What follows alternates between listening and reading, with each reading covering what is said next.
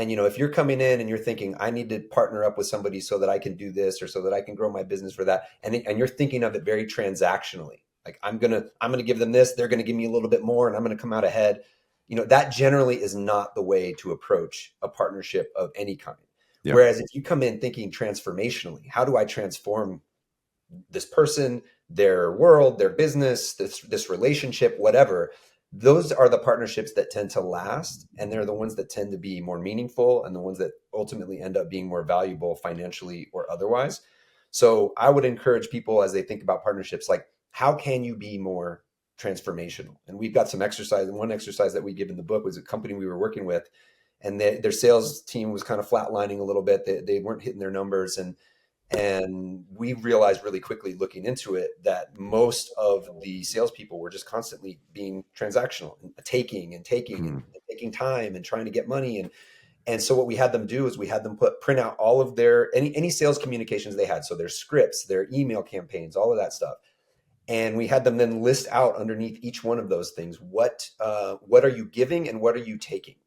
And so they could see, oh, I'm asking this person for a 15-minute phone call here. I'm asking them for money here. I'm asking them to respond to this questionnaire there.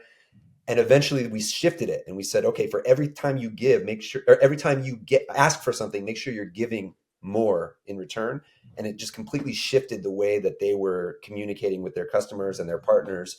And so that's just I just wanted to give one kind of concrete example of that. But overall, thinking transformationally versus transactionally is huge when it comes to partnerships. Yeah, I love that. Let's turn to vulnerability then. So, being yourself can be good for a lot of people. It can be frightening for others, right? And when we're trying to be vulnerable in a sale and we're trying to not overstep a mark, we've been told what we can give away. We know what we can't. But in the moment, there can be almost a time where you say, actually, it's worth giving more away and being generous early in order to build and collapse that time to trust so you can move to the next step and create value, because without that stage, nothing's going to start. So when you think about, Garrett, vulnerability in sales, how can leaders use vulnerability, or apply vulnerability, so that it can strengthen a relationship as opposed to maybe losing credibility? And I have a funny feeling in asking that question, it might not be a zero-sum game. There's probably a Yeah, it spectrum, right? probably isn't. It's like my previous answer that Colin accused me of hedging on, which is that it is going to be different for different people, and that's fair. But I mean, that's Colin. Colin being vulnerable is going to look very different than me being vulnerable, and it's going to, Right. like, something that he is comfortable saying or doing in an interaction with somebody might make me really uncomfortable. So there's a rule that we always teach our students, and we say it in various ways, but we usually start out by saying, if you think you sound cheesy, you're probably right. You do sound cheesy. Or if you think you sound pushy, you're right. You sound pushy. Or if you think you're being a little bit too vulnerable too soon, you're probably right. And that's just self-awareness. And again, Mm-hmm. it's different for different people, but ultimately it comes back to that authenticity that we talk about so much, kind of the overarching theme of all of this, because as long as you're doing what's comfortable to you, people are going to respond to that and understand that. So giving yourself permission to be vulnerable might look different for different people. I'll also say, because I think one thing you're kind of dancing around is, are there boundaries to it? Can you be too vulnerable? And I think the answer is definitely yes. And a great example of that, when we were interviewing Ari Melber for our book, he's a news anchor here in the U.S. and he is kind of known for, like, quoting hip hop and rap lyrics in his newscasts, which is not a common typical thing for a Mm-hmm. newscaster to do. But it's something that he's passionate about, and he's able to work it in appropriate times. And we were talking to him about authenticity, because that's a very authentic and even, you could say, vulnerable thing to do, to put yourself out there in a way that people aren't expecting. And he said, if I was being my most authentic self, I would go to work wearing jeans and a hoodie every day and then read the news in jeans and a hoodie.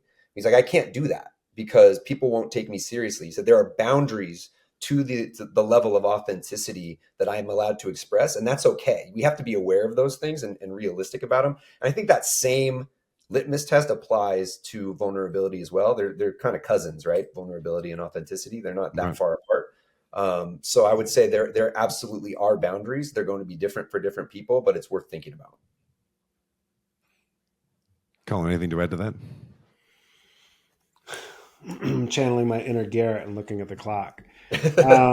There's just I think a really good example to drive it home is during lockdown, COVID lockdown, like we were writing this book, like we Mm-hmm. were deep in interviews, and that was great for us because we got access to a lot of tape, that we would have never had because Yeah. everybody was on tape.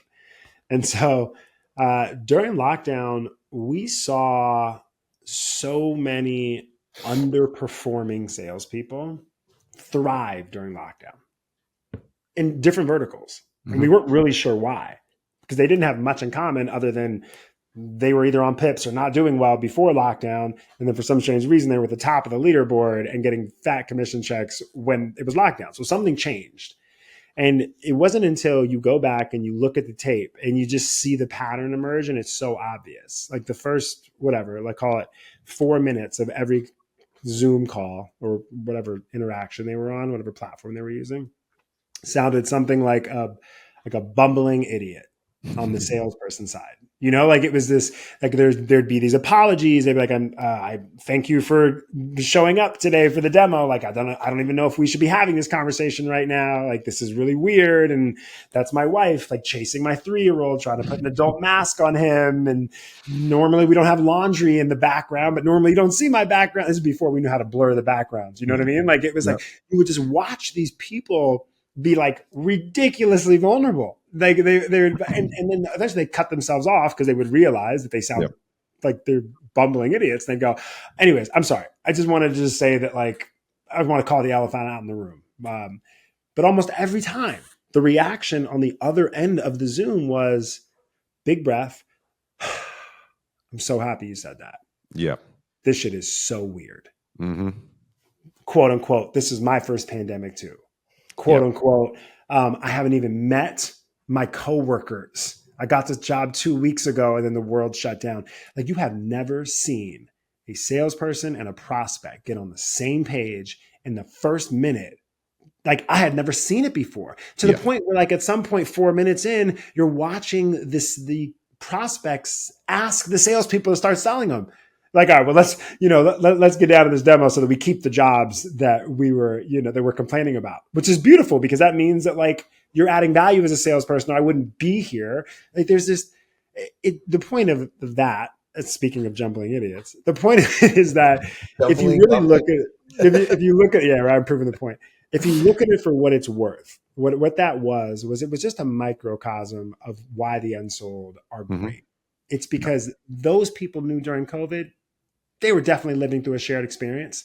They had no problem showing that part of them because they knew that the people on the other side were going through the same hard time. That's and it. so if we all knew that, right? If we all were like, I'm living a shared experience with this person on the other side of the screen. Like, let me just be vulnerable enough for them to know it. And Mm-hmm. that, I think that was just driving the point home.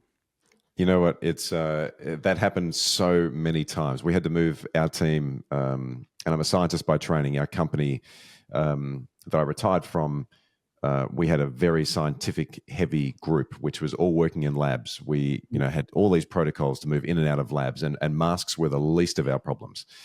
There was so much we had to do, and the exhaustion that you would see from people on the other end of a Zoom call. You could hear kids in the background. It just oozed out of people.